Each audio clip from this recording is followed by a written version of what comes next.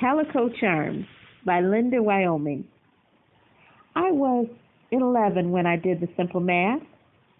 I was conceived by my mother through her leading man in the senior class play, Calico Charms, written by Bowling Mead High School's beloved English teacher, Florence Farrell. Those are the essential facts leading to the telling of this small tale.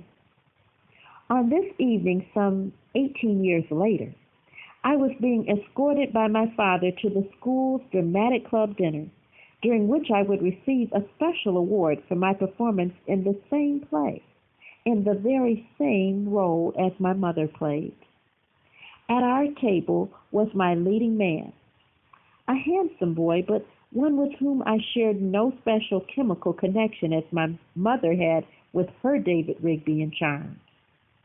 The boy's parents were seated across from me, my father at my left, and my mother's chair was unused.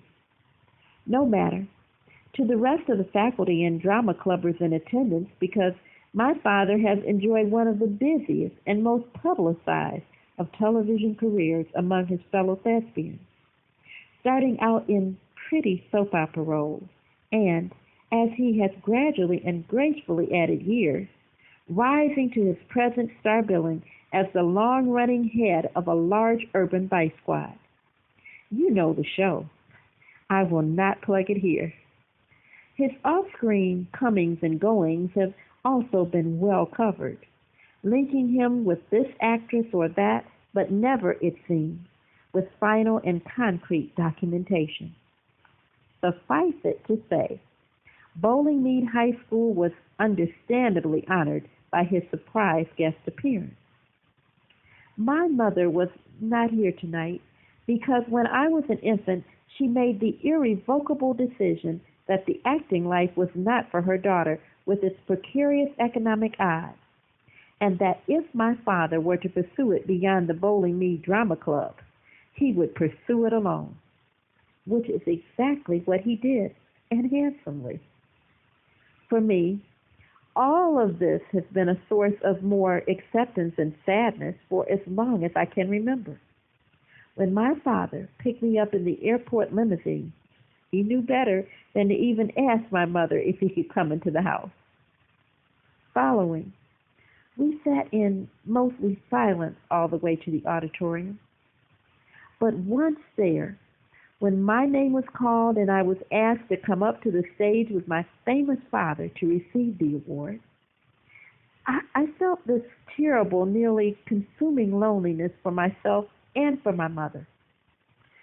If she had no longer been alive, it could not have been more gapping for all she had done to raise me on her own and even encourage me in my own acting pursuits when hers had ultimately caused her such sorrow and yearning.